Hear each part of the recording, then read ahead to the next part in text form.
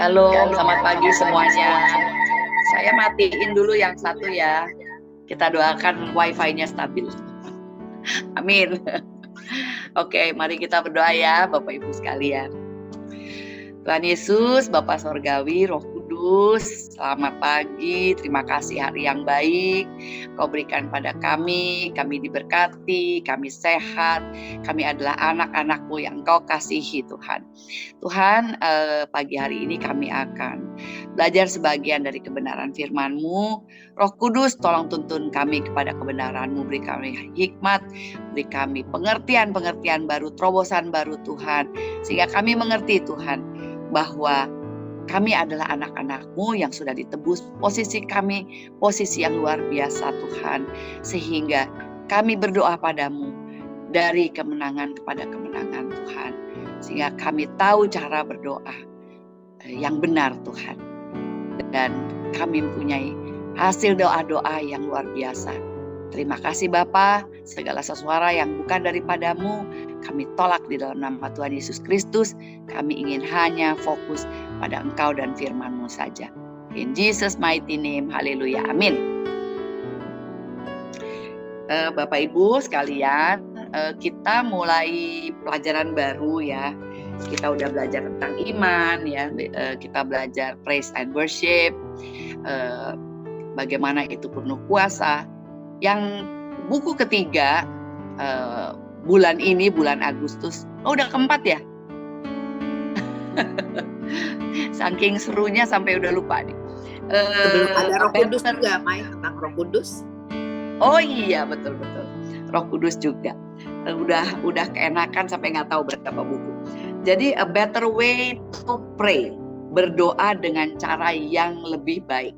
Ya, bukan selama ini nggak baik, tapi lebih baik. Sehingga kita mengerti posisi kita di dalam Tuhan Yesus ya. Nah, ada Bapak Ibu ada 21 bab dalam bulan Agustus ini. Jadi stay tune dengan buku sehingga kita mendengar judul-judul bab 1, bab 2 segala macam ini dari awal kita nggak kaget-kaget gitu. Kok begini, kok begitu, kelarin dulu gitu ya.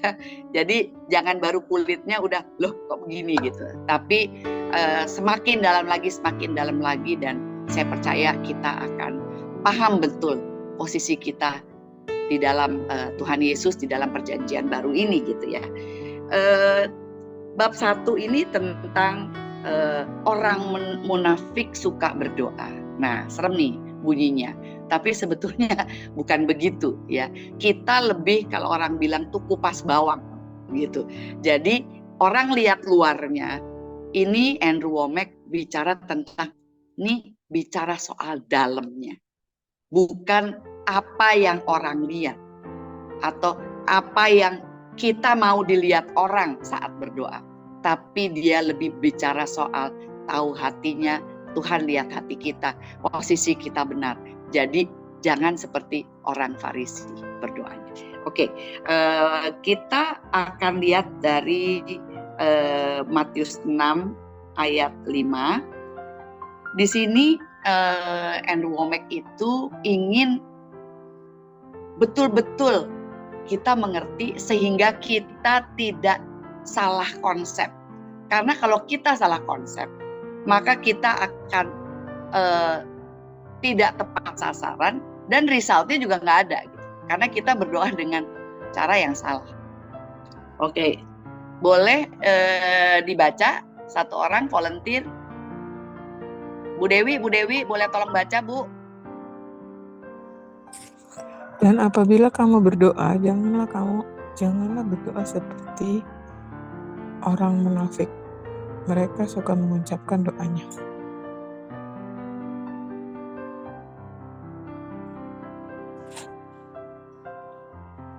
Silakan Bu, diteruskan Bu Dewi.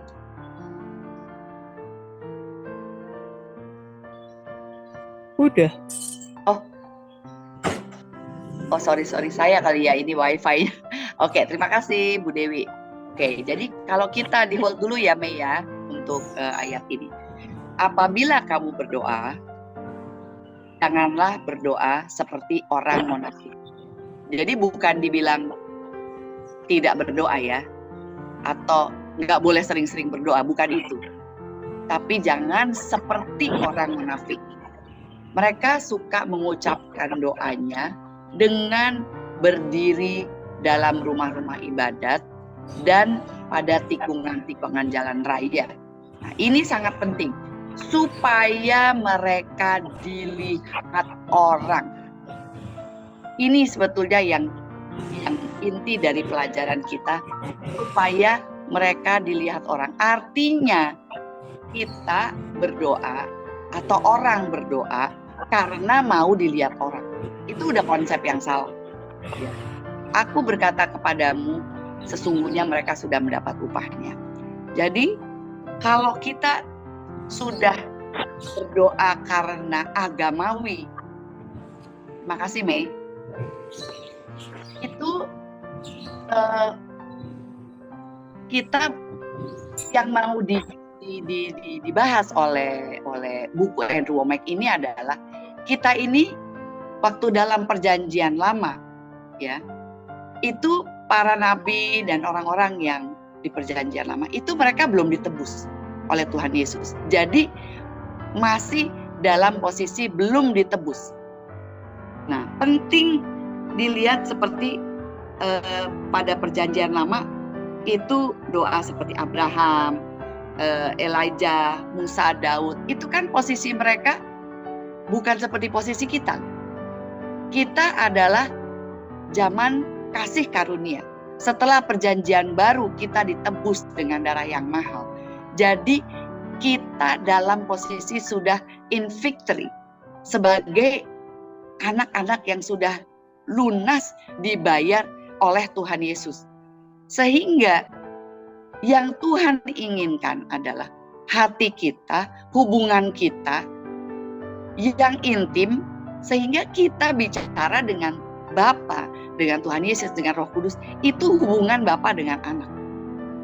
Dan bagaimana kita mengucapkannya, misalnya begini, kayak Ibu Ola gitu, ngomong sama Om dan Tante gitu, Loce, kan sebagai anak kita punya rasa hormat, betul, kita bicara dengan baik, tapi kan bicaranya tidak seperti kita di panggung dan ngomong secara formal gitu kan nggak mungkin Ibu Ola misalnya ngomong sama Tante Loce sama Om Darmawan ngomongnya seperti sedang pidato gitu, kenegaraan. Selamat pagi Mami dan Papi, tiba-tiba berubah suaranya Ibu Ola gitu kan. Bagaimana begini kan nggak seperti itu. Tapi kita akan datang kepada Bapa kita di surga, kepada Tuhan Yesus seperti kepada ayah dan ibu kita. Tetap dengan rasa hormat. Kita bicaranya bukan hanya di sini, bukan dikatakan kalau berdoa sering-sering berdoa tuh atau di gereja itu kayak orang munafik. Salah loh. Bukan itu yang dikatakan di buku ini. Tetapi bagaimana kita berdoa dengan pengertian yang benar sehingga kita paham kita sebagai anak yang sudah ditebus. Kita dari posisi dengan orang bilang koordinatnya, ya. Nah, Pak Joni ngerti tuh koordinat kalau di laut itu harus tepat, betul ya Pak ya. Kalau salah itu miring-miring, nah bisa melenceng tuh kapalnya gitu. Jadi kita posisinya harus benar gitu, di dalam doa. Lalu berikutnya kita baca dari Lukas 11 ayat 1 sampai 13, kita tidak usah baca di sini, kita baca sendiri. Kita sebagai orang tua, sebagai oma, opa, tante, om, itu kita harus mengajar anak-anak kita berdoa, ya kan? Itu pun murid-murid Yesus minta diajarkan oleh Tuhan Yesus, ya. Doa Bapa kami. Doa Bapa kami itu merangkum sebetulnya semuanya. Bagaimana kita, Bapa kami yang ada di surga, dikuduskan namamu. Itu kita lihat bagaimana tanda kutip template-nya, ya. Kalau yang suka nulis surat atau apa tuh ngerti, itu template-nya itu kita udah tahu bahwa kita pasti kalau selamat pagi kita praise him, ya. Terus praise him gitu. Baru ya kayak waktu itu lagi kita bicara mengenai sandwich strategy ya. Gimana lebih banyak praising and thank you, baru ada intinya gitu kan. Apa minta apa. Karena sebetulnya kita nggak usah minta. Karena Tuhan sudah siapkan semua buat kita gitu. Nah, jadi kita sudah hidup di a new covenant, perjanjian baru, dan doanya pun berbeda ya. Dan Tuhan Yesus itu sudah merubah segala sesuatu berbeda dengan perjanjian lama. Jadi jangan kita mau mengambil posisi Tuhan Yesus gitu. Dan dalam kita berdoa, kita tidak mengemis untuk Tuhan berbuat sesuatu karena Tuhan sudah memberikan. Jadi bukan lagi kita seakan-akan belum diberikan, seperti Bapa kepada anak kan sudah kita berikan kepada cucu kita, kepada anak-anak kita. Jadi sebetulnya kalau misalnya Dokter Eta misalnya sudah menyiapkan semuanya gitu ya buat Brenda. Lalu Brenda mesti, Mami tolong dong sekolahin aku dong, tolong dong kasih aku makan, kan nggak gitu. Karena Dokter Eta dan Pak Theo kan sudah memberikan itu semua sebagai anak, sudah memberikan kasih sayang, sudah menyiapkan semuanya. Tapi yang dibicarakan di sini adalah bagaimana Tuhan melihat hati kita, bukan seperti orang Farisi, orang yang munafik, ya, seperti dikatakan dia harus dilihat orang. Bukan, kita berdoa pada Bapa kita, bukan karena dilihat orang, bukan karena ingin mendapat appraisal, bukan karena ingin mendapat pujian dari orang lain. Itu yang diingatkan di dalam buku ini ya. Nah, untuk berikutnya kita coba lihat dari Markus 7 ayat 13. Boleh ditampilkan, Mei? Ya, Markus 7 ayat 13. Silakan boleh dibaca oleh Bu Mary.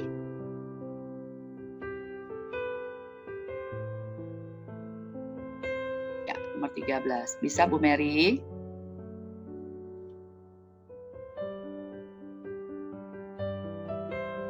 Markus 7 ayat 13. Saya ke atas jadi nggak bisa ketutup. Oh, diturunin sedikit. Oh ya. Dengan demikian, firman Allah kamu nyatakan tidak berlaku demi adat istiadat yang kamu ikuti itu, dan banyak hal lain seperti itu yang kamu lakukan. Ya, amin. Makasih Bu Mary. Dengan demikian firman Allah kamu nyatakan tidak berlaku demi adat istiadat. Jadi zaman perjanjian baru itu mendobrak semua praktek-praktek agamawi yang masih dijalankan sampai sekarang ini. Ini tidak berarti bahwa tidak ada ketertiban di dalam gereja, karena Roh Kudus itu tertib, ya. Tapi bukan liturgi yang kaku, yang agamawi.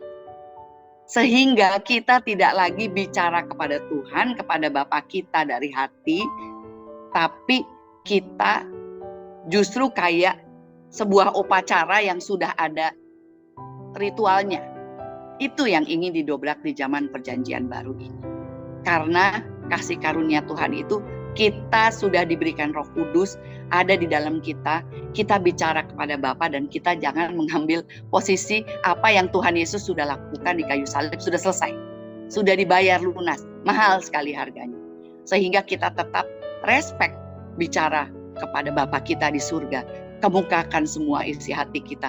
Tapi kita dengan posisi bahwa kita sudah ditebus, kita dikasihi, kita sudah diberkati, dan tidak secara agamawi.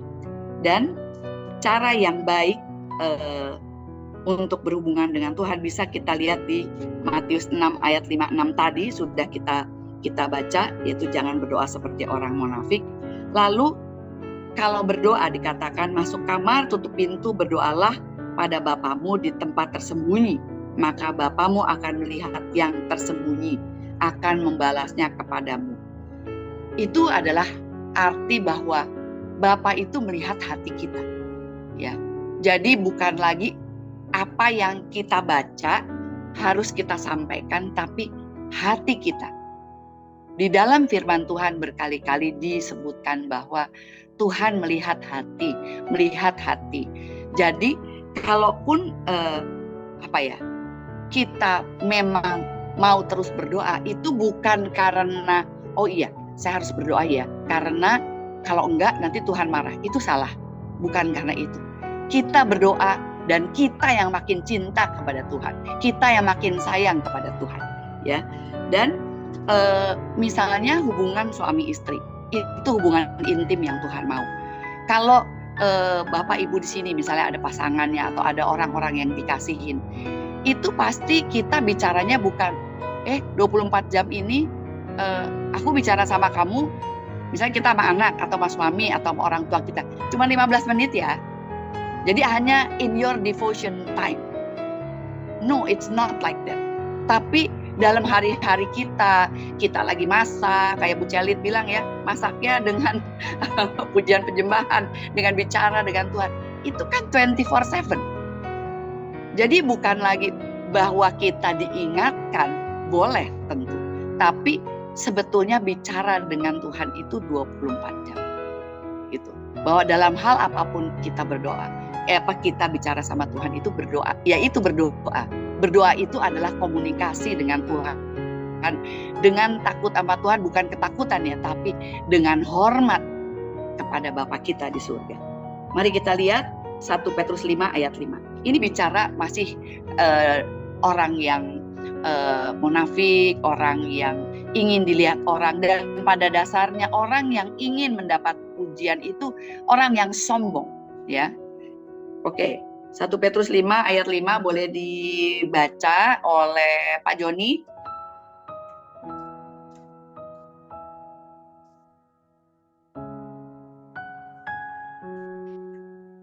Satu Petrus 5 ayat 5, demikian jugalah kamu, hai orang-orang muda, tunduklah kepada orang-orang yang tua, dan kamu semua hendaklah dirimu seorang terhadap yang lain, sebab Allah menentang orang yang congkak, tetapi mengasihani orang yang rendah hati. Amin. Amin. Makasih Pak Joni.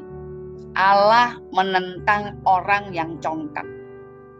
Itu Tuhan yang bisa lihat. Apakah kita berdoa karena show off, atau karena hati kita tergerak ingin mendoakan, atau kita memang ditugaskan misalnya di gereja atau dikirim sebagai pendoa. Ini di luar kita memang berdoa siang dan malam ya. Kita mendoakan orang sakit, kita pergi ke mana-mana untuk berdoa, itu lain lagi. Tapi bahwa Tuhan melihat hati, dengan sikap hati seperti apa kita mendoakan orang, kita berdoa. Karena hati yang congkak itu Tuhan betul-betul tidak berkenan. Dan karakter dan authenticity itu yang Tuhan mau lihat. Apakah otentik ya? Kita berdoa dan mendoakan orang itu otentik atau hanya mau dilihat orang? Oh iya dia ini memang sangat dia pelayanan terus, dia selalu baca Alkitab. Itu semua baik. Tapi kembali lagi motifnya apa? Jangan salah konsep. Semua kembali kepada hati kita. Apakah kita sungguh-sungguh untuk mendoakan karena tergerak, karena kasih, belas kasih kita, karena kasih kita kepada orang itu, atau karena mau dilihat orang, mau diberikan pujian, mau penghargaan, mau dikatakan bahwa gila nih dia kalau doa jago banget doanya. Belum tentu loh. Kadang orang berdoa dengan sangat simpel dari hati yang paling dalam. Itu Tuhan berkenan karena Tuhan tahu bahwa dengan kasih mendoakan. Bahkan kadang Bapak Ibu pasti ya, apalagi bila kita berdoa di dalam roh, kadang sampai nggak bisa ngomong loh. Orang yang kita doakan aja tuh cuman, saya baru pulang dari Bali ya. Saya mendoakan seseorang, orang tua. Itu dia udah nggak bisa ngomong karena sangat terluka gitu hatinya. Karena anak-anaknya gitu. Jadi di situ saya udah nggak bisa banyak ngomong juga ya. Tapi dengan kita memeluk gitu ya, dengan memeluk ya ibu ini, saya cuman bilang, perkatakan firman gitu. Ibu diberkati, ibu dikasihi, lepaskan berkat, ibu ampuni, ibu gitu ya. Itu kita cuman nangis bersama aja, Tuhan udah tahu kok apa yang kita ingin doakan gitu ya. Jadi saya rasa secara garis besar kita paham sudah bahwa apa yang Tuhan ingin dengar dari kita, anak-anaknya yang dikasihi dengan tebusan yang luar biasa mahal.